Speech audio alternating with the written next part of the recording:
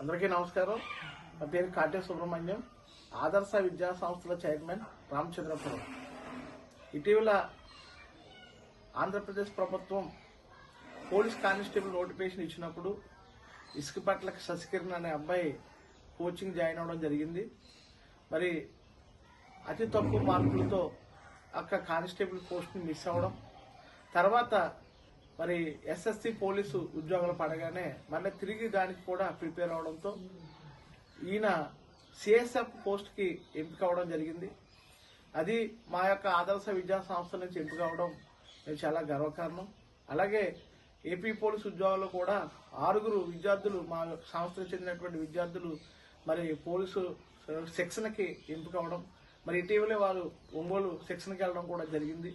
మరి అలాగే రేపు రాబోయేటువంటి కాంపిటేటివ్ ఉద్యోగాల్లో కూడా మేము ఆదర్శ విద్యా సంస్థ నుంచి కోచింగ్ క్లాసెస్ ప్రారంభించాం.